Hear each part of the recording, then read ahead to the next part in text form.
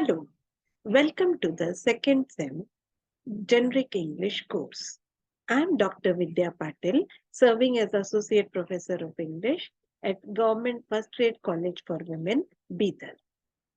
I'll be guiding and assisting you during this course. In the previous video, we have discussed about what exactly is communication, and we have tried to understand the process of communication and the different types of communication. In today's video, we will try to understand one of the types of communication, that is verbal communication. So, we will see what is verbal communication and how we can improve our verbal communication. Let us now try to understand the term verbal communication. The word verbal comes from the Latin word verbum, which means word. Verbal communication is the process of exchange of information or a message between two or more people while making use of the written or the oral means of communication. That is, we either write a message, write and send a message, or we can either speak and send a message. We may communicate using various different languages, but communication where words are used is known as verbal communication. Verbal communication is a type of communication where we make use of spoken and written words to get the message and information across to the other person. In other words, or we can also say that whenever we use our words to express ourselves, our feelings, or our thoughts, we are verbally communicating with others. Even when we write to someone, it is considered as verbal communication. So both speaking and writing are the channels for verbal communication. The verbal communication plays a very important role in our lives. It helps to keep each other informed. So we can use verbal communication to disseminate information. So useful and important information can be uh, given to or sent to others by making use of verbal communication. Verbal communication can also be used to ask for help or support from others. When we communicate our problems verbally to others, that is the first step to solve the problems. Verbal communication is one of the best ways to make friends. When we communicate effectively with others, it can mark the beginning of a good friendship. Verbal communication also helps us to express our imagination effectively. So, if we need to creatively use or express ourselves, verbal communication is one of the best means. Any form of sharing of emotions, feelings, or our thoughts, and even factual information can be done through verbal communication skills. In short, we can say that being able to communicate verbally allows you to express your opinions and ideas, allows you to speak to others, especially to a large audience. It helps you to negotiate with people. It can help you to give great speeches. And most importantly, good verbal communication can help you to influence people.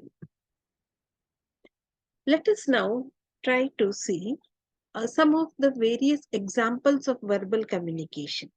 We all make use of verbal communication in our daily life, and I'm sure you will recognize that you have involved yourself in almost all these different forms of verbal communication.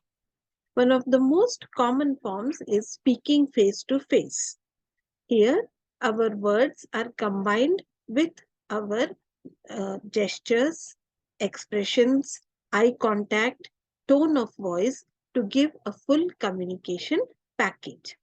Speaking face to face can be considered as one of the most effective means of verbal communication. Another way of verbal communication is speaking on the phone.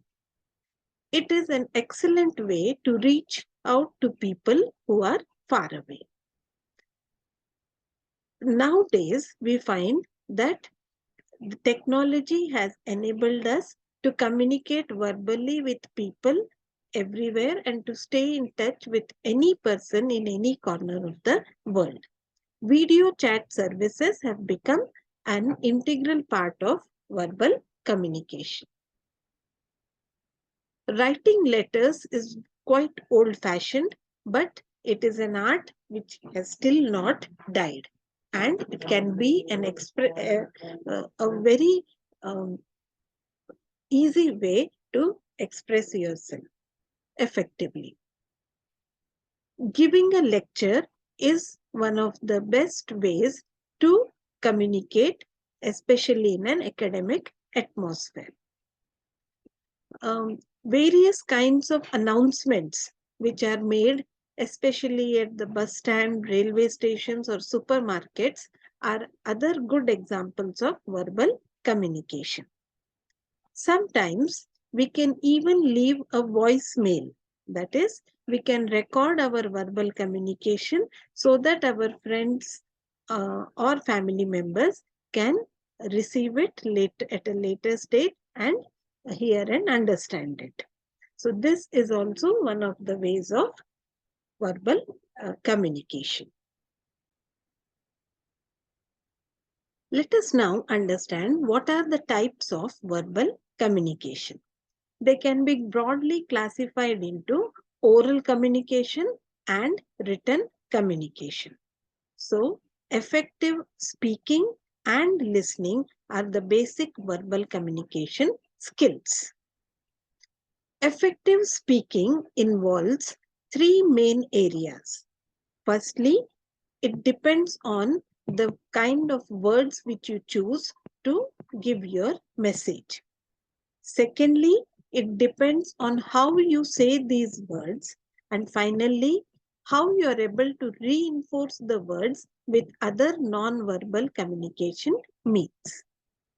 All these will help to all these will help or uh, affects the transmission of your message. It will have a direct impact on the manner in which the message is received and understood by the audience. That is why it is very necessary that we choose our words carefully whenever we are making use of verbal communication. We also should be make sure that we use different kinds of words in different situations, even though we may be discussing the same subject. For example, when we are talking about a particular matter with a close colleague, our style of speaking and choice of words will be different. When we are addressing a class, it will be different. And when we have to present a subject the same subject in a conference or a seminar, our choice of words and the way in which we communicate becomes different. In order to improve active listening, which is a very important skill, we need to spend far more time on trying to listen to what the other person is speaking rather than trying to think of what comments or what we need to say. Effective listening is very essential for good verbal communication. There are a number of ways by which you can ensure that you listen more effectively. One of the first things which you need to understand is that whenever you're listening, we should first concentrate on the speaker and not on what you wish to say on the given topic. Secondly, we always need to listen with an open mind and avoid making judgments about the speaker. When we are concentrating on the main message, try to understand the entire message and not restrict yourself to certain words or certain portions of the message, so that you can understand what the speaker is actually trying to convey. During the process of listening, we should try to avoid as many distractions as possible. So, if there is any background noise, you should see that it can be removed so that you can concentrate on the speaker. Another essential fact is that you should be objective when you are listening to the speaker. Never try to stereotype the speaker. Never let your prejudices about maybe the gender, ethnicity, accent, social class, appearance, or anything else interfere with what is being told to you. So, being objective is essential to understand the message correctly. When the speaker is answering one of your queries, pay complete attention to what is being said rather than thinking about what you are going to ask him next. And another essential point which you need to keep in mind is that while the listening is going on, try to take the overall picture and all the information which you can collect so that you understand the given subject or topic clearly, and which will help you to perform better in whatever task has been assigned to you. So, in this way, you can improve your speaking and listening skills. We now have a basic understanding of what exactly is verbal communication. As I have already told you earlier, verbal communication involves learning and becoming proficient in using the two major skills, that is speaking and writing. To be able to communicate effectively using the verbal means of communication, it is necessary that you learn to choose the right words so that you can convey your message in the right manner. And you should also learn how to say those words and be able to express it effectively, even using non-verbal means. So, this video will surely give you some idea about the various ways by which you can develop your speaking and listening skills. I hope you liked this video. Thank you.